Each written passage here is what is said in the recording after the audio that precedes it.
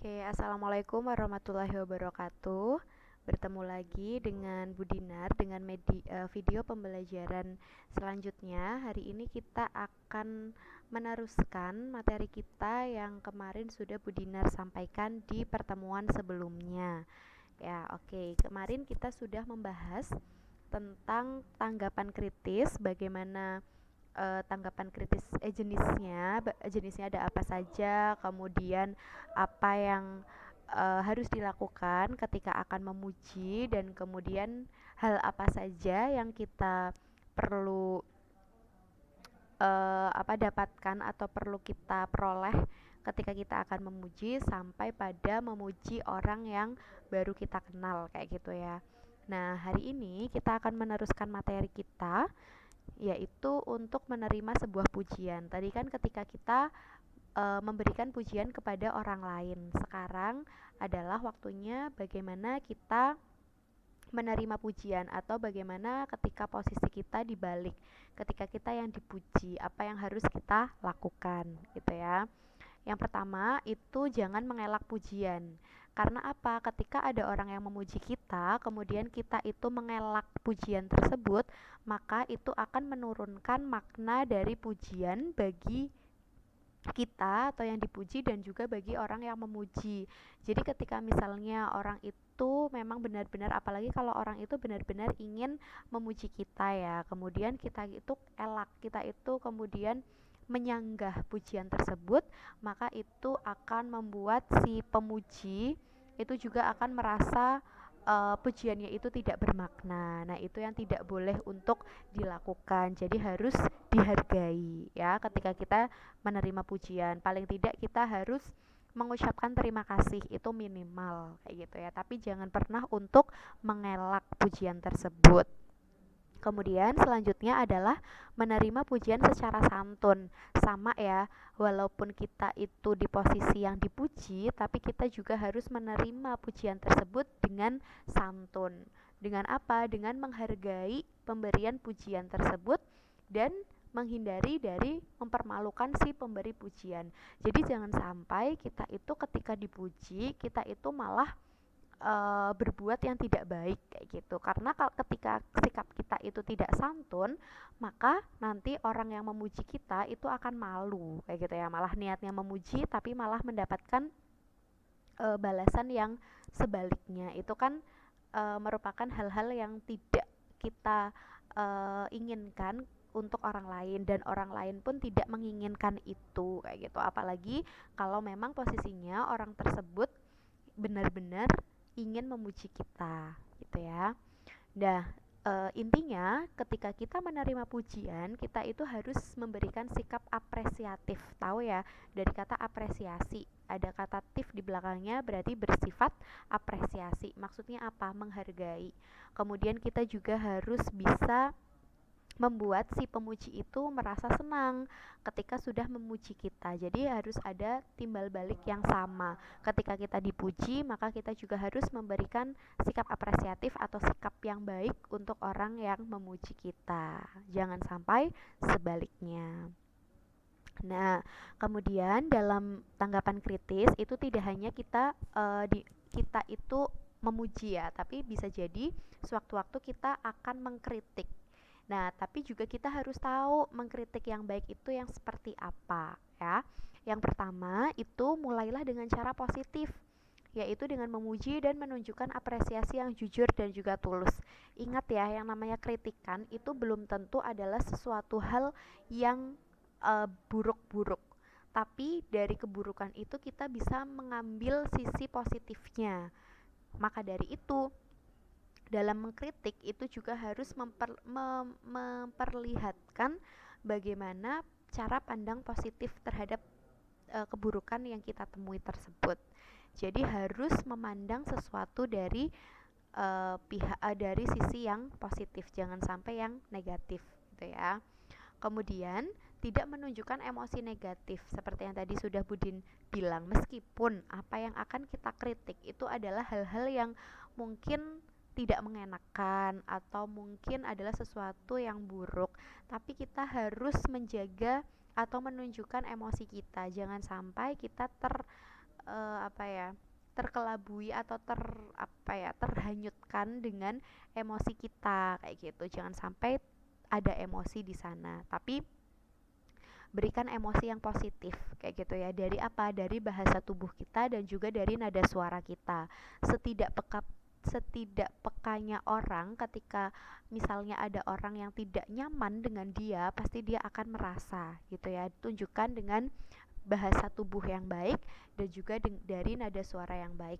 Ketika misalnya kalian mengobrol dengan orang orang yang kalian tuju itu sudah menunjukkan bahasa tubuh dan nada suara yang tidak menyamankan, berarti kalian harus hati-hati di sana. Kalian juga harus peka kayak gitu ya. Jangan sampai ketika orang tidak suka dengan apa yang kalian lakukan, kalian tetap melakukan hal tersebut meskipun kalian sudah kenal baik dengan orang tersebut. Jadi tunjukkan emosi yang positif kayak gitu, jangan terlalu berlebihan ya. Selanjutnya adalah hindari bahasa yang negatif. Maksudnya bahasa yang negatif itu adalah bahasa yang seolah-olah menyalahkan atau menyudutkan seseorang dan juga menyerang secara personal atau secara pribadi. Jadi kalau kritik itu ya harus yang secara membangun, jangan kemudian bahasanya itu adalah bahasa-bahasa yang negatif. Itu ya, itu untuk mengkritik.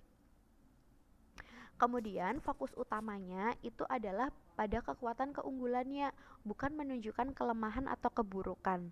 Jadi yang namanya kritik, meskipun itu buruk, kita harus mencari apa yang harus dilakukan terhadap keburukan tersebut. Misalnya gitu kayak, Bu, tapi kan itu nggak ada sisi baiknya. Terus gimana? Ya berarti kritik kita adalah solusi tentang apa yang ada di sana. Jangan kemudian kita mencaci atau kita fokus pada keburukannya tersebut kayak gitu.